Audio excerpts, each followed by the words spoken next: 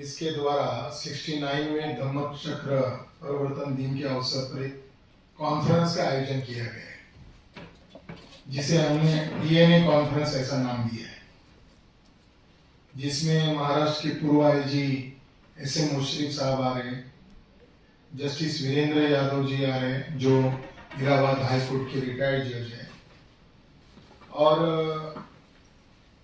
एक महत्वपूर्ण व्यक्ति आ रहे हैं जिनका नाम है शिंदे जी, यशवंत शिंदे। मुंबई से ये आरएसएस के एक्टिविस्ट थे और नांदेड़ में जो बम ब्लास्ट हुआ था तो उसके संदर्भ में उन्होंने एफिडेविट देकर कहा था कि आरएसएस की गुप्त मीटिंग में मैं खुद सहभागी था, जिसमें देश भर में बम ब्लास्ट करने का प्लान किया गया था। तो शायद वो सुप्रीम कोर्ट में अभी याचिका लड़ रहे हैं, तो यशवंत शिंदे भी इसमें आए। डीएनए कॉन्फ्रेंस इसलिए महत्वपूर्ण है क्योंकि मोहन भागवत जो है, इनके आए दिन डीएनए पर बयान आ रहे हैं।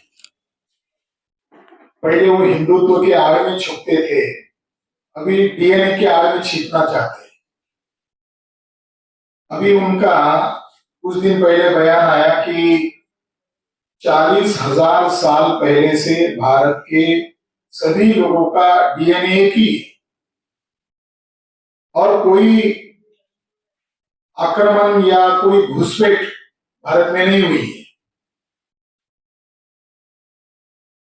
मोहन भागवत जो है कोई डीएनए के एक्सपर्ट नहीं है, वो उनका जानवर के डॉक्टर है, उनका क्वालिफिकेशन,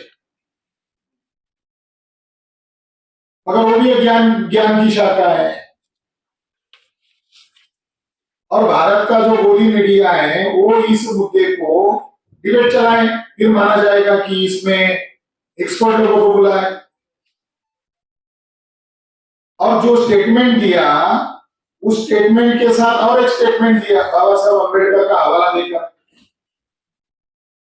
क्योंकि उनको मालूम है कि अम्बेडकरवादी लोग इसका विरोध करेंगे। तो साथ में स्टेटमेंट दिया कि बाबा साहब अम्बेडकर कहते हैं कि विदेशी आक्रमणकारियों के साथ कई लड़ाई लड़ी और वो हार गए क्योंकि स्थानिक आबादी एकजुट नहीं थी। दो शब्द है, एक कह रहे हैं कि आक्रमणकारी लोगों के साथ यहाँ के लोग लड़े और हार गए, और अम्बेडकर का हवाला देकर कह रहे, और दूसरी तरफ कह रहे हैं कि 40,000 से यहाँ कोई आए ही नहीं। तो फिर ये जो ब्रिटिश लोगों के साथ जो लड़ाई लड़ी गई, क्विट इंडिया मूवमेंट चलाया गया, वो ब्रिटिश लोग कौन थे, डच लोग कौन थे, पुर्तगीज लोग कौन थे, मुगल लोग कौन थे? इसका जवाब क्या है? तो वो जो कह रहे हैं कि 40,000 वर्ष तक आए नहीं कोई, तो वो घुमा फिरा कर कह रहे हैं। अब उनको ये कहना था कि ब्राह्मण लोग विदेशी नहीं है, ये घुमा फिरा कर उनको कहना था। डीएनए के आधार पर ब्राह्मण विदेशी सिद्ध हो चुके हैं।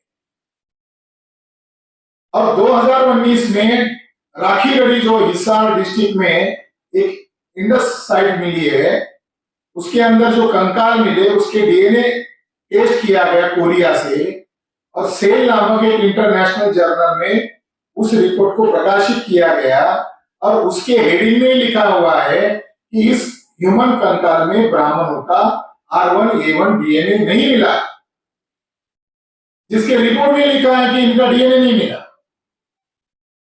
और ईरानियन फार्मर्स का भी डीएनए नहीं मिला, यानी उस समय इंडिया की वो लास्ट बाउंड्री ईरान, वहां तक का डीएनए नहीं मिला, यहाँ का द्रविडियन डीएनए मिला, ऐसा उस रिपोर्ट कह रहा है। तो 2019 में झूठा प्रोपेगेंडा कर रहे थे, आर्यंस का डीएनए मिला, ब्राह्मणों का डीएनए मिला। अब शताब्दी वर्ष आया है, तो ये भारत जैसे कि ब्राह्मणों के बाप का है, ऐसा वो प्रचार कर रहे हैं। और उनका जो गोदी मीडिया है, वो जो ब्राह्मण मीडिया लोगों का मीडिया है, वो एक झूठे बात को बड़े पैमाने पर प्रोपेगेंडा कर रहा है।